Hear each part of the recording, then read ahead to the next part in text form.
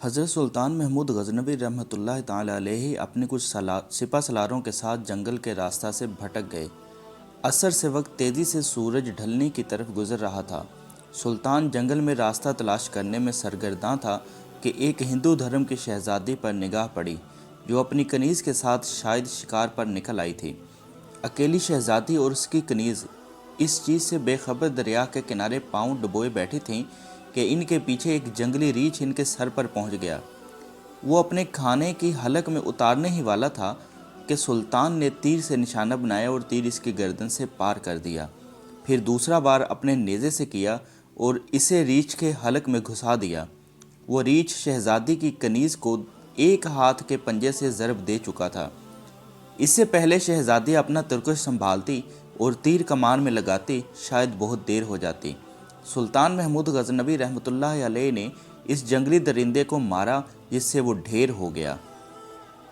شہزادی کو یہ جاننے میں مشکل نہ ہوئی کہ اس مہارت اور بہادری کا مظاہرہ کوئی جنگجو سپہ سالار ہی کر سکتا ہے۔ شہزادی سلطان کی طرف متوجہ ہوئی، اظہار تشکر کے لیے اپنا تعارف کرواتے ہوئے بولی، میرا نام سمرتی ہے، میں جے پور ریاست کے مہاراج کی اکلوتی بیٹی ہوں، میری جان بچانے کا شکریہ، میں تمہیں اپنے والد سے کہہ کر فوج میں کوئی اعلیٰ عہدہ دلا دوں گی۔ ویسے تم ہماری فوج کے سپاہی نہیں لگتے ہو، بتاؤ کہاں سے تعلق ہے تمہارا؟ سمرتی شاید یہ نہیں جانتی تھی کہ اس کے سامنے کوئی معمولی سپاہی نہیں، اس وقت کی سب سے طاقتور اسلامی لشکر کا سربراہ سلطان محمود غزنوی ہے، جس کے نام سے ہی ہندو مہاراجوں کے حلق خشک ہو جاتے تھے۔ سلطان نے مختصراً اپنی شناخت ظاہر نہ کرتے ہوئے کہا، جی کسی اور فوج کا سپاہی ہوں، چلیے محترمہ میں آپ کو کسی محفوظ مقام پر پہنچا دوں، آپ میرے پیچھے چلتی جائیں، اندھیرا بڑھتا جا رہا ہے، راستہ نہ ملا تو شاید اسی جنگل میں رات بسر کرنی پڑے۔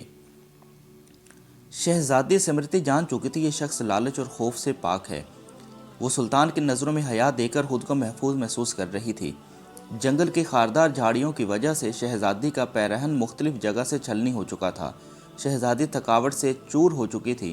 سلطان نے شہزادی کو ایک سخت پتھروں اور درختوں کی اوٹ کی طرف اشارہ کرتے ہوئے کہا، آپ ادھر آرام کر لیں، رات کی تاریکی بڑھ رہی ہے اور موسم بھی بغیر تغیر کے آثار دکھا رہا ہے، اندھیرے میں مزید سفر گھنے جنگل میں کرنا دشوار ہے، اگر صبح نکلیں تو شاید میں آپ کو کسی محفوظ مقام پر پہنچا سکوں۔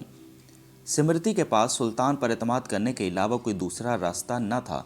سلطان نے محسوس کیا شہزادی اپنے بیش قیمت قدرے باریک لباس میں جنگل کی ٹھنڈی رات شاید نہ گزار سکے۔ سلطان نے اپنی موٹی چادر شہزادی کی طرف اچھال دی اور معنی خیز نظروں سے شہزادی کو دیکھا، جیسے کہہ رہا ہو یہ اوڑھ لیں۔ شہزادی نے بلا جھجک چادر اوڑھ لی اور ٹیک لگا کر درختوں کی اوٹ میں پاؤں پسار لیے۔ اس کی نظریں سلطان کے چہرے کی طرف جمی ہوئی تھیں، جو نظریں جھکائے قریب پڑے بڑے پتھر پر بیٹھ کر آگ جلانے کی کوشش کر رہا تھا۔ بالآخر آگ جل گئی، اس کی روشنی میں سلطان کا نورانی اور بھرا ہوا وجاہت والا چہرہ چمک رہا تھا۔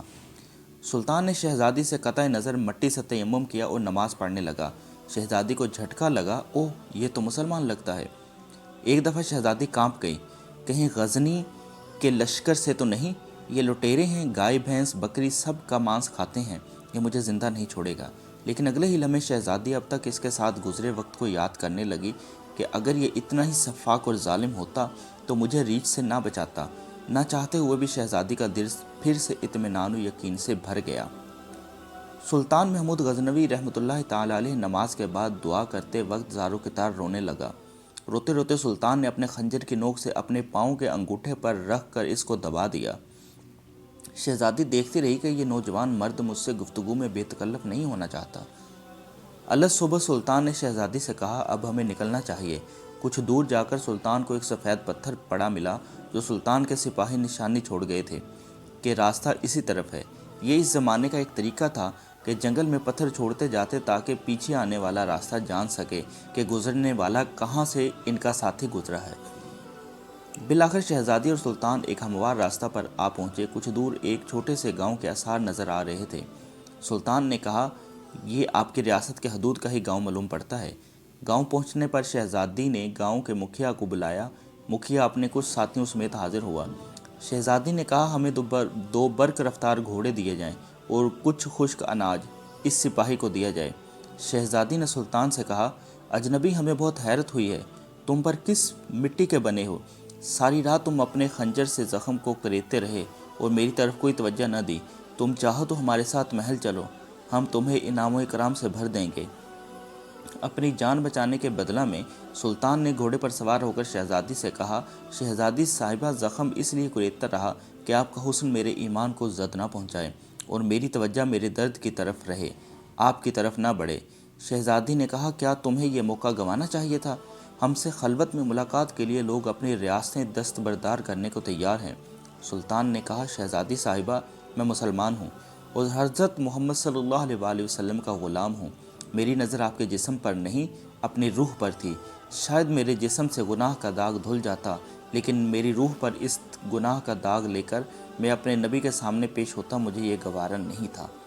شہزادی یہ جواب سن کر اس سپاہی کی اپنے مذہب کے ساتھ لگاؤ دیکھ کر اس کے کردار سے متاثر ہوئے بنا نہ رہ سکی، جیسے اس کا دل اس اجنبی کے مذہب اور زندگی میں شامل ہونے کو بے قرار ہو۔ یہ کہہ کر سلطان نے اجازت چاہی۔ شہزادی نے کہا، اپنی فوج کا نام تو بتاتے جاؤ، ہم یاد رکھیں گے۔ سلطان نے چادر سے نقاب اوڑھا، تیر ترکش کندھے پر ڈالے، تلوار اپنے میان میں ڈالی اور گھوڑے کی رکابیں پکڑتے ہوئے بولا، شہزادی، میرا نام ہے سلطان محمود غزنوی اور میں ہی غزنی کی عظیم الشان فوج کا سالار اعظم اور سلطان ہوں۔ یہ کہہ کر سلطان نے گھوڑے کو ایڑی لگا دی اور سرپٹ بھاگتے ہوئے آنکھوں سے اوجھل ہو گیا۔